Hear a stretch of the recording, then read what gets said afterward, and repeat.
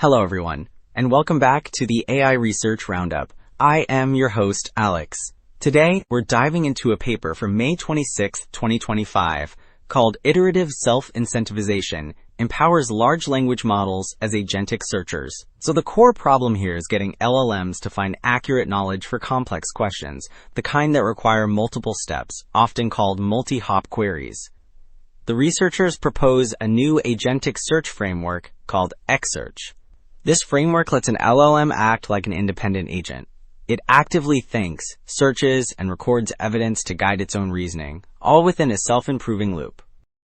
And for those of you who want to get your hands dirty, the authors have also released the official code for this work on GitHub. In the repository, you'll find the source code, sample data, and really detailed instructions for the entire training pipeline. This pipeline includes what they call a warm-up, an E step, and an M step. The E and M steps are part of a learning cycle called expectation maximization. So in the expectation step, the agent model evaluates its own search paths, and then in the maximization step, it updates itself to get better at finding the most useful information. Alright, and we can actually see how that iterative process plays out in this first figure.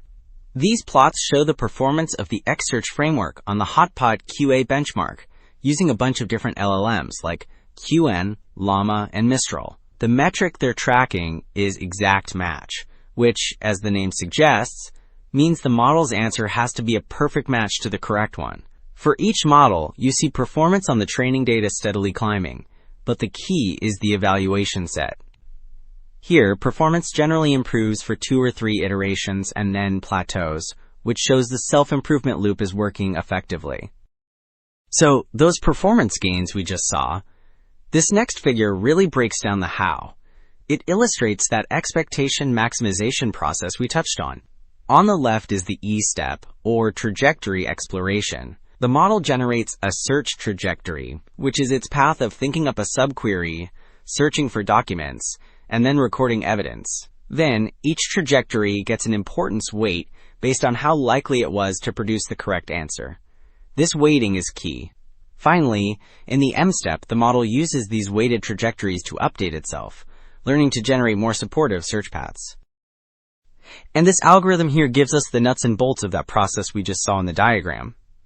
In the E step, you can see the agent loops through its core actions, thinking, searching, and recording, for a set number of steps. It generates a subquery, retrieves documents, and extracts key evidence, building that search trajectory. Then, in the M step, we see how the learning actually happens. The model calculates 2 separate losses. A loss, in machine learning, is basically a penalty for getting things wrong. Here, one loss improves its reasoning and search path, while the other loss improves its final answer. The model updates itself to minimize both penalties. And it even includes an early stop, which just means training halts if performance stops improving, which is a very practical touch. And here in this table, we see the payoff of that whole iterative process.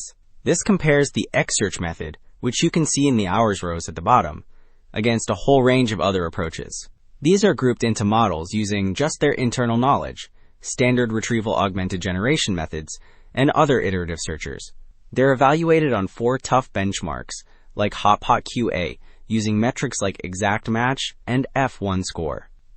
The F1 score is a common metric that balances how precise and how complete an answer is. The results are stark.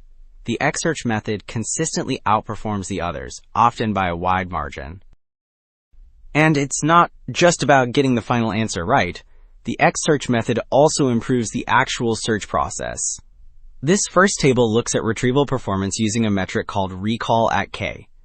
This just measures how often the correct information is found within the top few search results.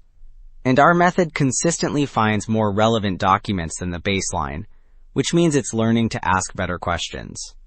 Okay, so the whole system works, but which parts are most critical?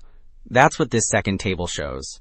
It's an ablation study, which is where you take a model apart piece by piece to see what happens, and the results are stark. Removing the thinking or search actions causes a massive performance drop. But what's really telling is when they remove the importance weighting, that smart reward system. performance still falls significantly, proving that this self-incentivization is a crucial part of what makes the model so effective. So we've seen that all the pieces of the puzzle are important, but does the training process itself actually work as advertised? Well, these charts give us a look at exactly that. They show the training convergence for two models, Qwen 2.57b and Llama 3.18b, across the 4 different datasets. Convergence just means we're seeing the model get better and stabilize over time. The lines with circles, representing the training set, climb steadily, showing the model is learning from the data, and the lines with squares, for the evaluation set, also improve and then plateau, usually around the second or third iteration. This pattern shows the model is effectively learning a general skill, not just memorizing answers. Building on that idea of convergence, these next charts dig a little deeper into the training process. They explore what's called a cold start, which is how much initial guidance or warm-up data the model needs before it starts this self-improvement loop. We're looking at the Qwen 2.57b model again, with performance on the vertical axis and training iterations on the horizontal. Each line represents a different amount of warm-up data, from 0 up to 1,000 examples. And while more data gives a better head start, what's really striking is that even with 0 examples, the model's performance climbs significantly, showing the power of the self-incentivization alone. So what does this all mean? Well, this paper shows us a powerful new way to train LLMs. Instead of just giving them answers, we can teach them how to find answers through a clever process of self-incentivization. The fact that it works even from a cold start is really remarkable. It's a big step towards creating more autonomous AI agents that can tackle complex, multi-step problems all on their own. Thanks for tuning in to the AI Research Roundup. I'm your host, Alex.